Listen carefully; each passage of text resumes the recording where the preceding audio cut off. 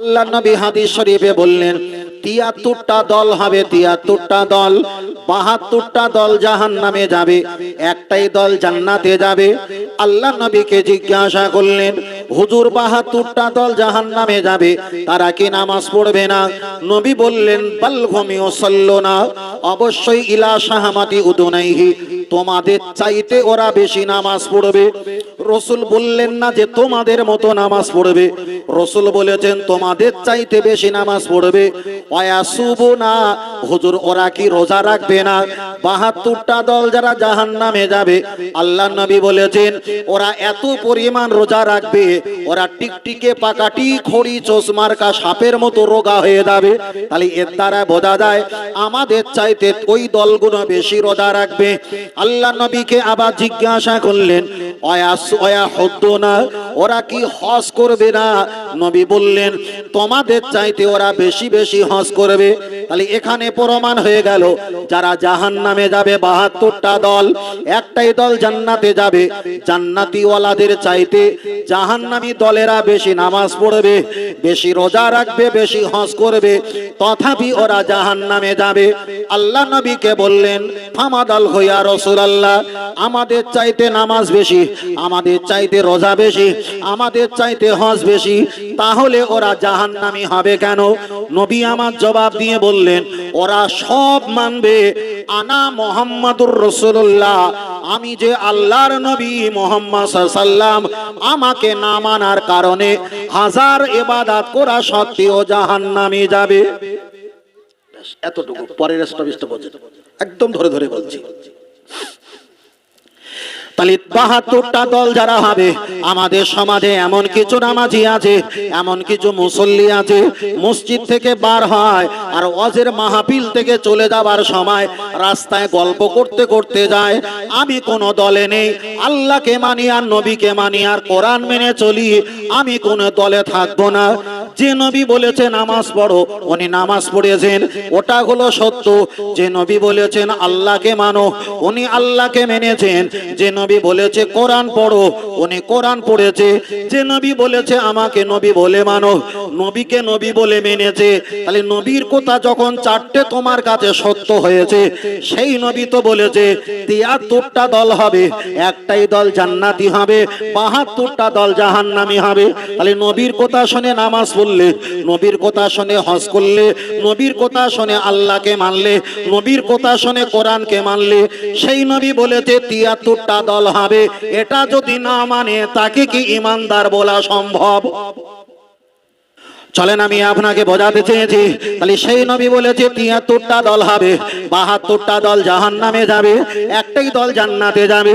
যদি বলেন কেন নামাজ রোজা হজ যাকাত করলে জান্নাত পাওয়া সম্ভব নয়, একটাই আমি প্রমাণ করে দেই।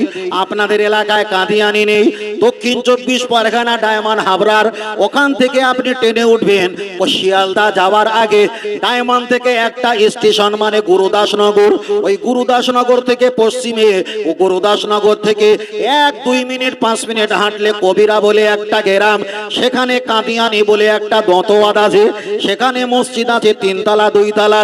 তারা নামাজ পড়ে, রোজা রাখে, হজ করে, যাকাত দেয়, তারা ইফতার করে, সেহরি করে, তারাবি নামাজ পড়ে, জুম্মা নামাজ পড়ে, ৫ ওয়াক্ত আযান দেয়, এমনকি তারা খুতবা পাঠ করে। তাদের ভিতরে সব আছে।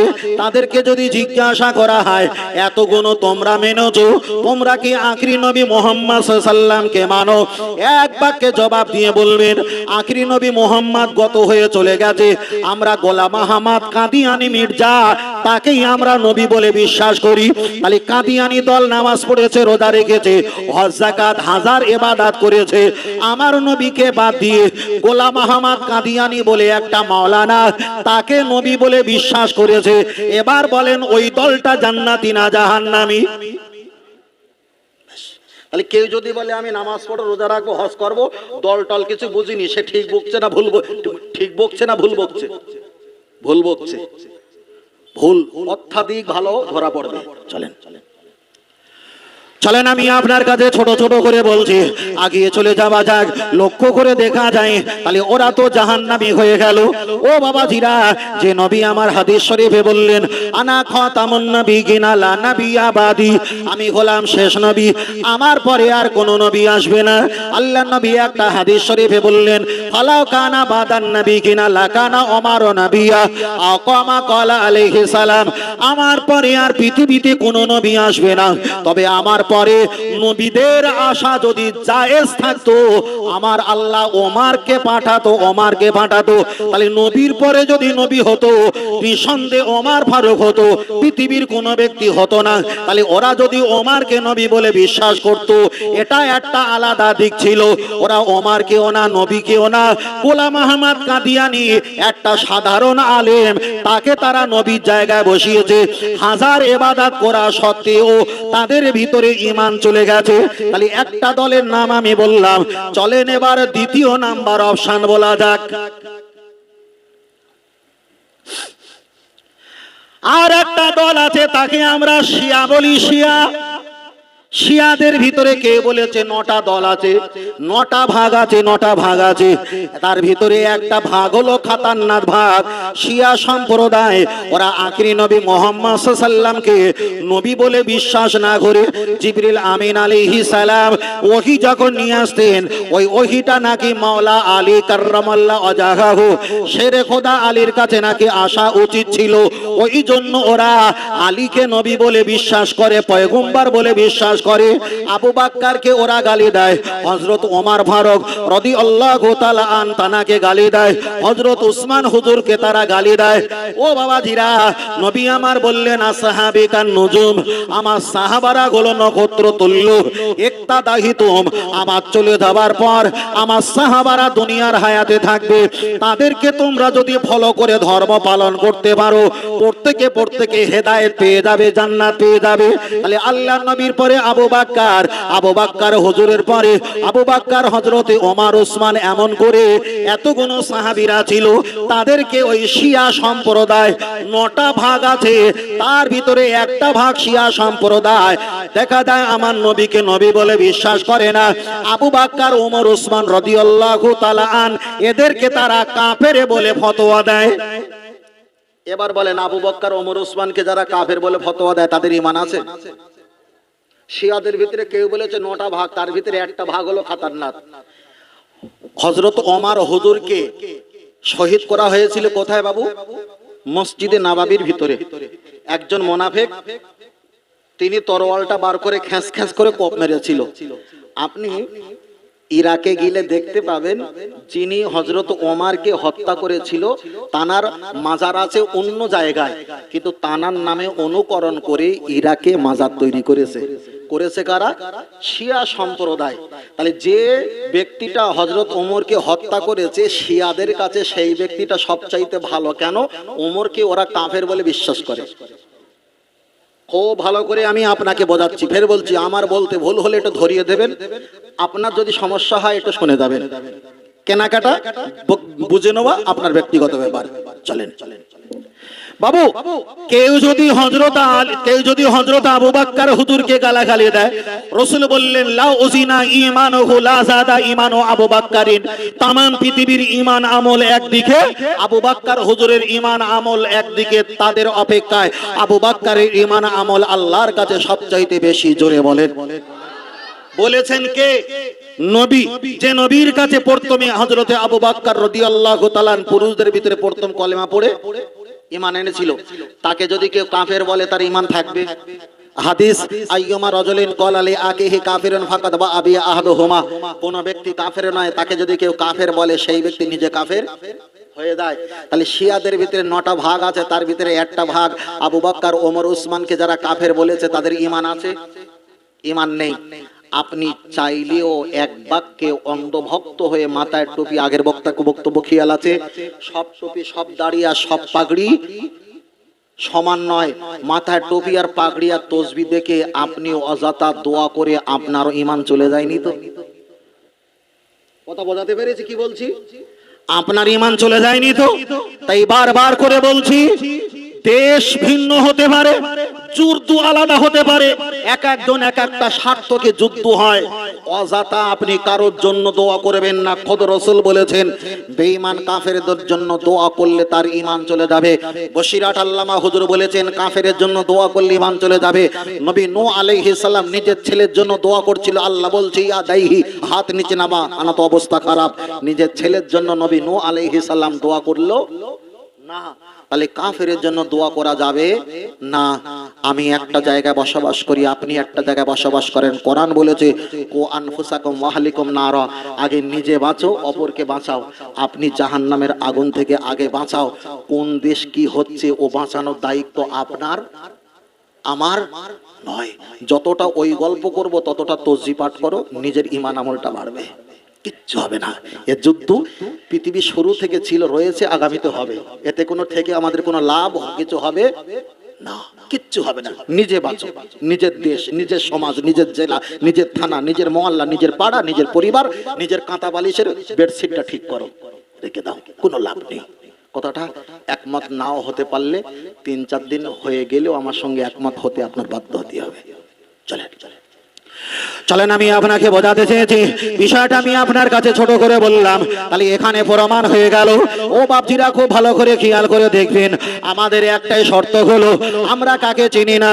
আল্লাহ নবী একটা হাদিস শরীফে বলেছেন লা ইউমিনু, অতদিন পর্যন্ত তোমরা ঈমানদার হতে পারবে না হাত্তা আকুনা আহাব্বা ইলাইহি মিন ওয়ালাদিহি ওয়া ওয়ালাদিহি ওয়ান নাসি আজমাইন, যতদিন না পর্যন্ত তোমার জীবন জৈবন তোমার সম্পদের অপেক্ষায়, আমওয়ালাকুম টাকা পয়সার অপেক্ষায়, এমনকি তোমার ছেলে মেয়ে বিয়ে বাচ্চার অপেক্ষায়, তামাম সম্পদের অপেক্ষায় আমি নবী আমাকে যতদিন না ভালোবাসতে পারবে লা ইউমিনু, ওই ব্যক্তি কখনো ঈমানদার হতে পারবে না।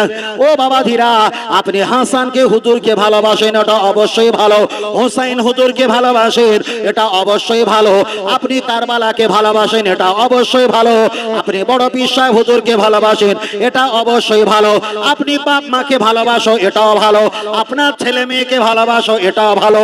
নিজের জীবন জৈবনেরকে ভালোবাসো, এটাও ভালো। কিন্তু আল্লাহ নবী বলেছে সর্বাপেক্ষা আমাকে না বেশি ভালোবাসতে পারলে লা ইউমিনু, ওই ব্যক্তি কখনো ঈমানদার হতে পারবে না। তাহলে এখানে প্রমাণ হয়ে গেল তামাম পৃথিবীর অপেক্ষায়, এমনকি তোমার বাপ মায়ের অপেক্ষায়, এমনকি তোমার জীবনের অপেক্ষায়, সম্পদের অপেক্ষায় ভালোবাসতে হবে কার? আমার নবীকে। নবীকে ভালোবাসতে হবে। তাই আমি আপনাকে বোঝাতে চেয়েছি, আপনার মাথায় পাগড়ি আর টুপি, হাতে তসবিহ থাকতে পারে, তামাম পৃথিবীর মানুষ তোমাকে দেখে ভয় করতে পারে, কিন্তু তুমি যদি মুহাম্মদ সাল্লাল্লাহু আলাইহি ওয়াসাল্লামকে ছেড়ে দাও, আমাকেও আপনার কাছ থেকে সরে যেতে হবে। তাহলে কাদিয়ানি বলে যে মতবাদ দল আছে, ওরা যদি রাসূল পাকের কাছ থেকে সরে যায়, আমাকে আপনাকে সরে যেতে হবে। সরে গেলে তো ঈমান বাঁচবে, আর মিশে গেলে তো ঈমান চলে যাবে। ঠিক না বে ঠিক? আল্লাহ, সাহাবারা, রাসূল পাকের সাহাবারা যুদ্ধের ময়দানে চলে গেছে, দেখা হয়েছে বাপের সঙ্গে যুদ্ধের পর। বাপ বলছে আব্বা, ছেলে বলছে আব্বা, যুদ্ধের ময়দানে তুই মুহাম্মাদের হয়ে যুদ্ধ করছিলি আমি জানি, কিন্তু বাপ বলাই মারিনি। বাপ বলছে আরে চশমখোর ছেলে, আমি যদি দেখতে পেতাম যে তুই আমার ছেলে মুহাম্মাদের এগেইনস্টে তরোয়াল নিয়ে আসছিলি, আমি তোরে আগে মেরে দিতাম। তার অপেক্ষায় ভালোবেসেছে, ছেলের অপেক্ষায় নবীকে ভালোবেসেছে। এটা হলো ঈমান। তাহলে আপনার দেশ, আপনার হুজুর, আপনার ওই তার অপেক্ষায়, নিজের ছেলের অপেক্ষায়, মেয়ে ওয়ালাদিহি ও ওয়ালাদিহি, তোমার ছেলে মেয়ে তোমার বাপ মায়ের অপেক্ষায় ভালোবাসতে হবে কাকে? নবীকে। এর নাম হলো ঈমান। ঈমান নামাজ না, ঈমান রোজা না, ঈমান হজ না, ঈমান যাকাত না। টাকা থাকলে হজ করো, না হলে বাড়ি শুয়ে থাকো। টাকা থাকলে যাকাত দাও, না হলে বাড়ি শুয়ে থাকো। শক্তি থাকলে রোজা রাখো, না হলে বাড়ি শুয়ে থাকো। যদি শক্তি থাকে কুরবানি করো, না হলে বাড়ি শুয়ে থাকো। তবে এতটুকু খেয়াল রাখবেন, নামাজ রোজা হজ যাকাত এটা ঈমান নয়, এটা হলো সম্পদ, মানে এটা হলো সওয়াব, এটা হলো আমল। আর ঈমান হলো মুহাম্মদ সাল্লাল্লাহু আলাইহি ওয়াসাল্লাম। আমার কথা আপনাদের কোনো অসুবিধা হচ্ছে না তো? খুব ছোট ছোট করে বলছি, কেন এই কথাটা আপনাকে শোনালে হবে না, আরো হাজার হাজার মানুষকে শোনাতে হবে। ওই জন্য হিসাব করে, ওজন করে, বুঝে সুঝেই আমি আপনাকে বলছি, যাতে আমারও ভুল ত্রুটি যাতে না হয়। খুব সাবধানতার সঙ্গে বলছি। চল এগিয়ে যাই। চলেন আমি আপনাকে বোঝাতে চেয়েছি, লক্ষ্য করে দেখা যায় ও বাবাজিরা, আমরা ঈদের নামাজ পড়ি, আমরা ঈদের নামাজ যখন পড়ি ইমাম সাহেব হুজুর বললেন তোমরা ঈদের নামাজে নিয়াত করো। আমরা ঈদের নামাজে নিয়াত করলাম, ঈদের নামাজে নিয়াত করে ইমাম সাহেবের পিছনে আমরা তা ঈদের নামাজটা আদায় করলাম। ঈদুল ফিতরের নামাজটা আদায় করার পর ইমাম সাহেব দাঁড়িয়ে দাঁড়িয়ে খুতবা দেয়, একটা না দুটো করে খুতবা প্রদান করে। ফারাফায়া দেহি দুখানি হাত তুলে ইমাম সাহেব কল্যাণের জন্য, সারা দেশবাসীর জন্য, সমস্ত উম্মার জন্য তিনি দোয়া করে। তাই আমি আপনাকে বোঝাতে চেয়েছি, ঈদের নামাজ যখন হয়ে যায় আমরা ভাই, আমরা চাচতে ভাই, আমরা দুলা ভাই, আমরা আত্মীয় পরিবার পরিজন যখন একটা জায়গায় আমরা নামাজ পড়ি, নামাজ যখন শেষ হয়ে যায় তখন আমরা একটু কাঁধে কাঁধ মিলে কোলাকুলি করি।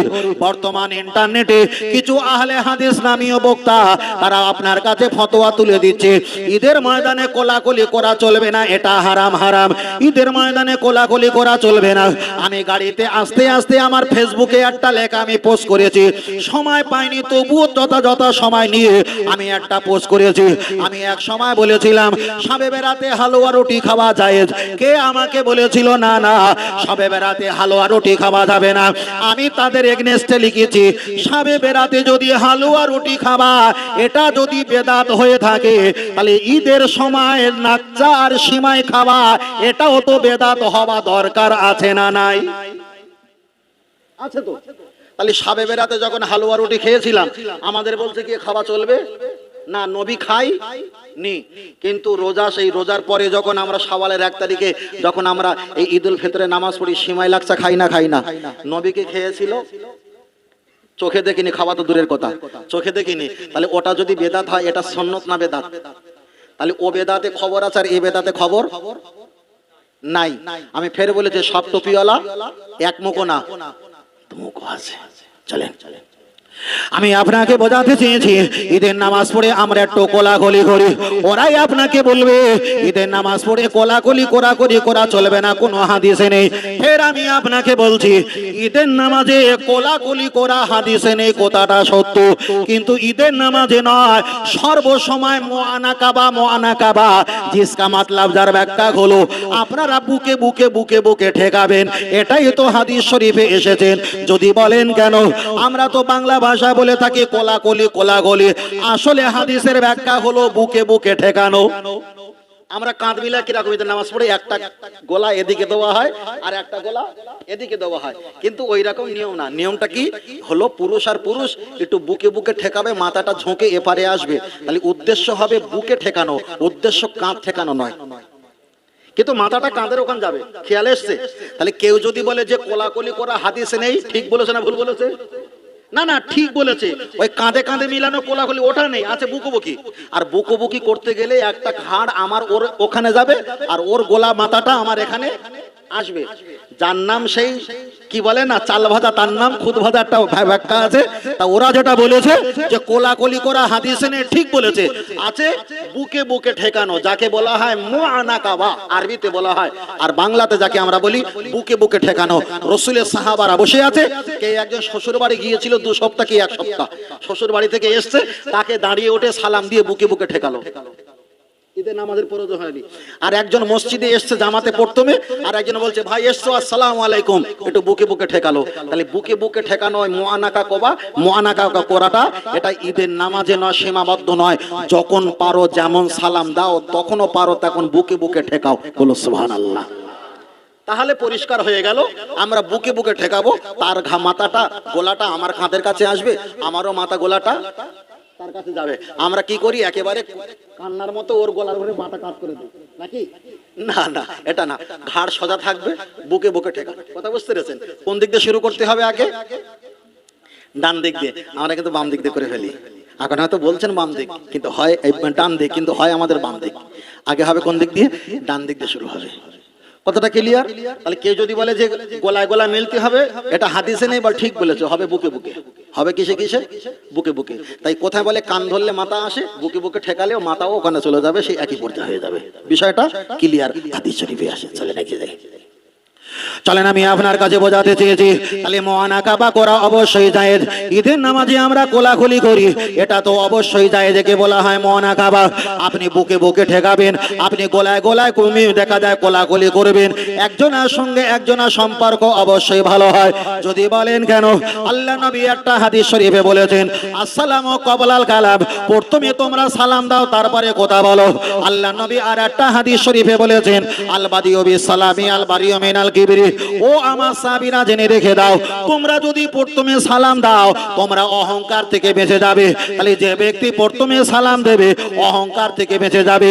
তাই আমি আপনাকে বোঝাতে চেয়েছি, আপনার বন্ধুর সঙ্গে দেখা হলে আপনি সালাম দেবে, আপনার বন্ধুর সঙ্গে দেখা হলে গলায় গলায় কাঁধে কাঁধে মিল করবে, এতে কোনো সমস্যা নেই। কিন্তু আমি আপনার কাছে একটাই কথা বারবার করে বলবো, অবশ্যই আপনাকে খেয়াল রাখতে হবে। আমরা রমজান মাসে ইফতার করি, সেহরি করি, তারাবি নামাজ পড়ি, আবার যখন আমরা রমজান মাসের দিনের বেলায় আবার ইবাদত করি, ইবাদত যখন আমাদের করা হয় একেবারে শেষ 10 দিন আমরা মসজিদে ইতিকাফে থাকি, ইতিকাফে থাকি। কে বলেছে সুন্নাতে গায়ের মুআক্কেদা? না না, ইতিকাফে থাকা সুন্নাতে গায়ের মুআক্কেদা নয়, এটা হলো সুন্নাতে মুআক্কেদা। আল্লাহ নবী সাল্লাল্লাহু আলাইহি ওয়াসাল্লাম একেবারে রোজা শেষ 10 দিন তিনি ইতিকাফে থাকতেন, ইতিকাফে থাকতেন। তাহলে মসজিদের ইতিকাফে থাকা হলো এটা সুন্নাতে মুআক্কেদা। এমন একটা ফতোয়া আমরা বারবার করে শুনি, কেউ যদি মসজিদে ইতিকাফে না থাকে টোটাল গ্রামবাসী দায়িত্ব হবে না, হবে না হবে। তাহলে ইতিকাফে থাকা হলো কি সুন্নাতে মুআক্কেদা, থাকতে হবে। তাহলে সুন্নাতে কাজ যদি কেউ 10 দিন মসজিদে না থাকে টোটাল মহল্লাবাসী দায়িত্ববান হয়ে যাবে। আচ্ছা, ইতিকাফে থাকা সুন্নাত আর নামাজ পড়া ফরজ।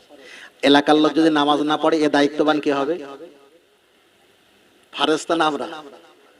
তাহলে ইতিকাফে যদি কেউ না থাকে দায়িত্ব নেবো আমরা, পাপের পাহাড় তৈরি হয়ে যাবে।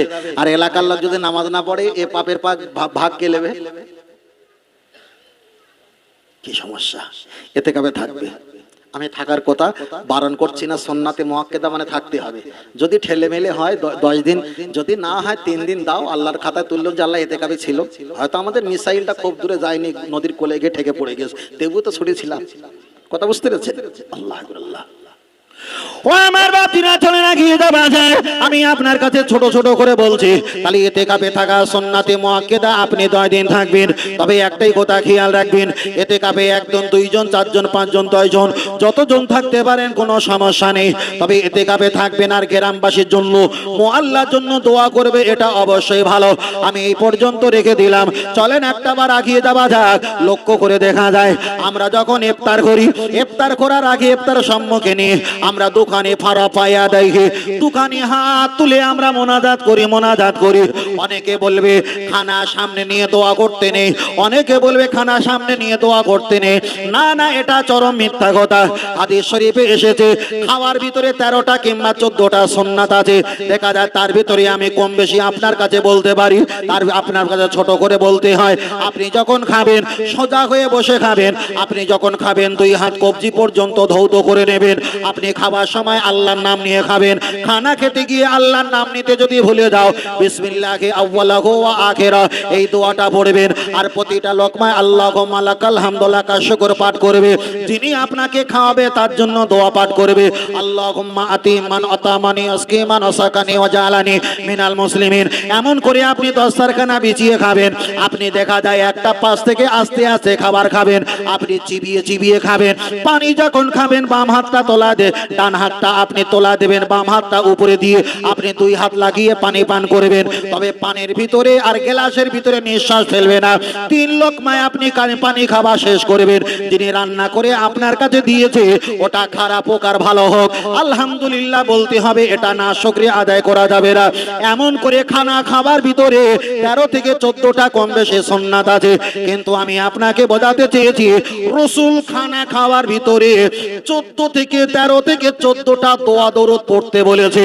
আমরা তো শুধু একটাই পড়ি, আল্লাহুম্মা ইয়া ওয়াসিয়াল ফাদলি ওয়া ইগফিরলি, একটা দোয়া পড়ি। দ্বিতীয় দোয়া পড়ি, আল্লাহুম্মা সামতুলাকা ওয়া তাওয়াক্কালতু আলা রিজকিকা ওয়া আফতারতু বিরহমাতিকা ইয়া আরহামার রাহিমিন বিসমিল্লাহি ওয়া লা বারাকাতুল্লাহ।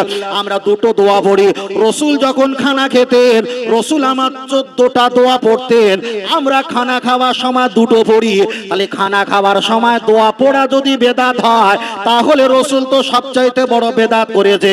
না না না, ওটা ভুল, ওটা চলবে না। নবীকে কেউ ভুল ধরলে তার ঈমান থাকবে না। তাহলে রাসূল যদি 14টা নিয়ম পালন করে, আমরা দুটো নিয়ম পালন করেছি। আর যারাই বলে দোয়া পড়া চলবে না, তাহলে রাসূলেরটা পালন করলো না, আমাদেরটা পালন করলো না। তাহলে ও জাতের না এ জাতের না, আলাদাটা জাত। সেটাই হলো 73-এর ভিতরে 72 নাম্বার জাত। কত নাম্বার? 72 নাম্বার। বলে দিচ্ছে দোয়া করবে না। আমরা ঈদ মোবারক বলি তো, বলে দিচ্ছে ঈদ মোবারক বলা যাবে। দাঁড়জাল কখন কি বলে, গাঁজা টাজা খেয়ে মানে মাইকের বন্ধরে কখন কি বলে ঠিক নেই, ঈদ মোবারক বলা যাবে না। আরে বাবা, মোবারক মানে পবিত্র। মোবারক মানে কি? মোবারক মানে কল্যাণ হো। মোবারক মানে কি? কল্যাণ হো, পবিত্র হো। তাতে সমস্যা কি আছে? কোনো সমস্যা নেই। আল্লাহ আল্লাহ বলতে পারেন, পড়তে পারেন, কোনো সমস্যা নেই। ওদের কথা নিলে কি হবে? আমি ফের বলেছি, সব টুপিওয়ালা, সব হুজুরওয়ালা, সব দাড়িওয়ালা হুজুর নয়। আমার নবীর গাল থেকে কি দুর্গন্ধ বার হয়? না। বলে আমার নবীর গাল থেকে নাকি দুর্গন্ধ বার হয়। আচ্ছা, আমার নবী কি, আমার নবীর কোনো গুনাহ আছে? নেই। ওরা বলেছে কিয়ামতের দিন নবীর নেকির পাল্লা ভারী হবে না গোনার পাল্লা ভারী হবে? নবী ওই নিজের টেনশনে নিজে থাকবে, তোমাদের সাফাত করবে কি হবে? এই টুপিওয়ালারাই বলছে। খুব কঠিন, মারাত্মক কঠিন। আল্লাহ। ও আমার জামান যুবকেরা, গিয়ে চলে যাওয়া যায়, লক্ষ্য করে দেখা যায় মহিলাদের মসজিদে আমরা ঈদের নামাজ পড়তে দেই না। হাদিসটা বুখারী শরীফে এসেছে। আল্লাহ নবী যখন দুনিয়ার হায়াতে ছিল, মহিলারা ঈদের নামাজ মসজিদে নববীতে পড়তে আসেন। হযরতে আবু বকর হুজুর রাদিয়াল্লাহু তাআলা উনি যখন মসজিদে নববীর ইমামতি ছিলেন, আর তখন মহিলারা মসজিদে ঈদের নামাজ 5 ওয়াক্ত নামাজ পড়তে আসেন। হযরতে ওমর ফারুক রাদিয়াল্লাহু তাআলা উনি যখন মসজিদের ইমামের দায়িত্ব পেয়েছেন, খলিফা হয়েছেন, তখন মেয়েরা 5 ওয়াক্ত মসজিদে নামাজ পড়তে আসতো। এমনকি ঈদের নামাজটা পড়তে আসতো। এক সময় ওমর ফারুক রাদিয়াল্লাহু তাআলা বলেছিলেন, ও মদিনার মেয়েরা জেনে রেখে দাও, সাল্লু ফি বুয়ুতুকুম, সাল্লু মানে নামাজ, ফি মানে মধ্যে, বুয়ুতুকুম মানে ঘর, সাল্লু ফি বুয়ুতুকুম। আজকে তোমরা আর মসজিদে নামাজ পড়বে না, এবার তোমরা বাড়িতে গিয়ে নামাজ পড়বে, বাড়িতে গিয়ে নামাজ পড়বে। আপনার হয়তো হাদিসটা বুখারী দেখাবে, পৃষ্ঠা দেখাবে, হাদিস নাম্বার দেখাবে। আল্লাহ নবী মহিলাদের জামাতে নামাজ পড়িয়েছিলেন, কথাটা সত্য। হযরতে আবু বকর পড়িয়েছিলেন, কথাটা সত্য। আমার আগে হুজুর বলছিল, হুজুর একটাই কথা বলছিল, নবী আমার যখন হাত জাড়া মেরেছিলেন, হাত জাড়া মেরেছিলেন, অসম ছিলেন, ওটা প্রথম মেরেছিলেন না শেষে মেরেছিল? ওটা ছিল প্রথম। ইসলাম যখন পরিপূর্ণ হয়ে গেছে আর নবী হাত জাড়া মারেনি, তাহলে প্রথম মেরেছে, শেষ পর্যন্ত মশলাটা আর পালন করা হয়নি, প্রথমে ওটা পালন করা হয়েছে। তাই আল্লাহ নবী মহিলাদের মসজিদে ঈদের নামাজ পড়িয়েছে, 5 ওয়াক্ত নামাজ পড়িয়েছে। ওটা নবী দুনিয়ার হায়াতে থাকতে পড়িয়েছেন। হযরতে আবু বকর পড়িয়েছে। ওমর ফারুক বললেন আর পড়া চলবে না, তোমরা এবার বাড়িতে গিয়ে নামাজ পড়ো। ও ভাইরা, বাবাজিরা, আমি আপনার কাছে বোঝাতে চেয়েছি, আল্লাহ নবী মহিলাদের ঈদের নামাজ পড়িয়েছে, হযরতে আবু বকর পড়িয়েছে। ওমর ফারুক কিছুদিন পড়াতে পড়াতে মহিলাদের ঈদের নামাজ পড়তে বন্ধ করে দিয়েছে। এবার বলেন, আবু বকর আর নবী পড়িয়েছে, ওমর ফারুক পড়তে বারণ করেছে, এখন কোনটা মানবে? নবীরটা না ওমরেরটা? খুব বিপদ না? খুব বিপদ। আপনি যদি বলেন আমি আল্লাহ নবীর হাদিসটা মানবো, নবী পড়িয়েছেন আমিও পড়াবো, কথাটা ভালো। চলেন আমি আপনার কাছে বলে থাকি, একটা বার গিয়ে চলে যাওয়া যাক। আল্লাহ নবী হাদিস শরীফে বললেন, আমি সংক্ষেপ করে বলছি, আল্লাহ নবী মসজিদে নববীতে এসে বললেন, বাইনা আনা নাইমুন, ও আমার সাহাবীরা জেনে রেখে দাও, আমি রাতের অন্ধকারে ঘুমিয়েছিলাম আর আমি খোয়াব স্বপ্ন দেখেছিলাম, আমার সামনে দিয়ে সাহাবারা হেঁটে যায়, কারো জামা নাভি পর্যন্ত, আবার কারো জামা কোমর পর্যন্ত, আবার কারো জামা হাঁটু পর্যন্ত, আবার কারো জামা নিষ্পোষাক একেবারে পায়ের গাঁটনোর নিচ পর্যন্ত ঘেঁষড়ে ঘেঁষড়ে চলে যায়। আল্লাহ নবী এই কথাটা যখন বললেন তখন সাহাবীরা কাঁদতে কাঁদতে বললেন, ইয়া রাসূলুল্লাহ আপনি কিছু মনে করবেন না, যারা গাঁটর নিচে পাঞ্জাবি পায়জামা আদি যে লুঙ্গি, যারা জামাটা ঘেঁষড়ে ঘেঁষড়ে আটে, ও আল্লাহ নবী আপনি জেনে রেখে দাও, আপনি তো আমাদেরকে বলে দিয়েছেন সালাসাতুল্লাহ ইউকাল্লিমুহুমুল্লাহ, আল্লাহ তিন শ্রেণীর সঙ্গে কথাবার্তা বলবে না, ওয়ালা ইয়ানজুরু ইলাইহিম, আল্লাহ তাদের দিকে ভালো নজরে তাকাবে না, ওয়ালা ইউযাক্কিহিম, আল্লাহ তাদের গুনাহ মাফ করবে না, মা আসফালা কাবাইনি মিনাল ইজারি ভিন্নার, ওই ব্যক্তি যারা গাঁটর নিচে পায়জামা পাঞ্জাবি ঈদের লুঙ্গি ঝুলিয়ে রাখবে তারা জীবনে জান্নাতে যেতে পারবে না। হুজুর আপনার স্বপ্নটা সত্য, আপনার ওহিটা সত্য, হুজুর আপনি সবচাইতে লম্বা জামা পরতে কাকে দেখেছেন একটা বার বলেন। আল্লাহ নবী আইদিয়াকুম, হাত দিয়ে ওমর ফারুকের জামাটা টেনে বললেন, রাআইতু ওমরা, আমি ওমরকে দেখেছি সবচাইতে লম্বা জামা পরতে। ওমর ফারুক কাঁপতে কাঁপতে বললেন, ইয়া রাসূলুল্লাহ আপনি একটা বার ব্যাখ্যাটা বলেন, না হলে আমি এখনই স্ট্রোক, আমি ফিট লেগে মারা যেতে পারি। আল্লাহ নবী জবাব দিয়ে বললেন, ও ওমর তোমার কোনো টেনশন নেই, আমি স্বপ্ন দেখেছি আমার সামনে দিয়ে একটা সাহাবা হেঁটে যায়, তার পরনের জামাটা নাভি পর্যন্ত। এর ব্যাখ্যা হলো এটা, আমি দুনিয়া থেকে চলে যাবার পর ওই সাহাবাটা ইসলামটা এতটা পালন করবে, বেশি দায়িত্ব নিতে চাইবে না। আর একটা সাহাবাকে দেখলাম একেবারে হাঁটু পর্যন্ত জামা, আমার অবর্তমানের পর ওই ব্যক্তিটা ইসলাম আর একটু বেশি পালন করবে আর বেশি দায়িত্ব নিতে চাইবে না। সব চাইতে লম্বা জামা আমি যাকে পরতে দেখেছি সেটা হলো ওমর। আমি চলে যাবার পর ইসলামের যদি কোনো সুযোগ সুবিধা সমস্যা হয় দায়িত্ব নিয়ে মোকাবিলা করবে যার লম্বা জামা পরতে দেখেছি তিনি, আর সেটাই হলো রাআইতু ওমর, সেটাই হলো হযরতে ওমর। জোরে বলেন সুবহানাল্লাহ। ও বাবাজিরা, তাহলে রাসূল পাক মসজিদে নববীতে নামাজ পড়িয়েছে ওটা ভালো, হযরতে আবু বকর নামাজ পড়িয়েছে ওটা ভালো, হযরতে ওমর তিনি কিছুদিন নামাজ পড়াতে পড়াতে বললেন, ও মদিনার নারীরা জেনে রেখে দাও, সাল্লু ফি বুয়ুতুকুম, তোমরা আজ থেকে ঘরে গিয়ে নামাজ পড়বে। তাহলে এটা তো ওমরের কথা নয়, এটা তো রাসূলের ভবিষ্যৎবাণী। ইসলামের কোনো সুযোগ সুবিধা সমস্যা হলে ওমর মোকাবিলা করবে, আর ওমর যেটা ফাইনাল করবে ওই ফাইনালে সহমত আমি। ওই জন্য ওমরকে লম্বা জামা, লম্বা জ্ঞানী আমি পেয়েছি। ও রাসূল জামাতে নামাজ পড়িয়েছে, আপনার হাদিস দেখাবে। আবু বকর নামাজ পড়িয়েছে, আপনার হাদিস দেখাবে। ওমর ফারুক পড়াতে নিষেধ করেছে, নিজের ব্যক্তিগত নয়, এই বারণ করার পিছনে ভবিষ্যৎ সাক্ষ্য আমার রাসূল পাকের ছিল। জোরে বলেন সুবহানাল্লাহ। আর একটু জোরে হবে না? তাহলে ওমর ফারুক যে সিদ্ধান্ত নিয়েছে ভবিষ্যতে এই সিদ্ধান্ত নেবে আমার ওমর জানতেন কে? রাসূল।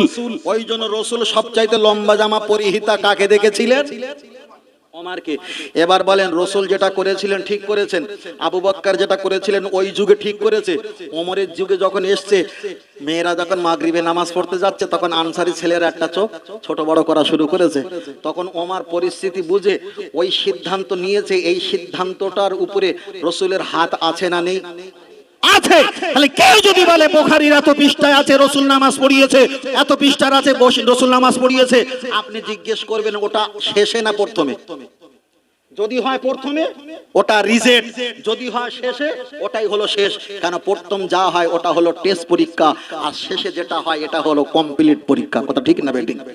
প্রথমে অনেক সিদ্ধান্ত হয়। প্রথমে কি হয়, ছেলেরা বাচ্চারা তোমরা চলে এসো আগে, যখন জনগণ ভর্তি হয়ে যাবে একটুখানি বদমাইশ করলে তোমরা উঠে এখান থেকে চলে যাও। ঠিক না বেঠিক?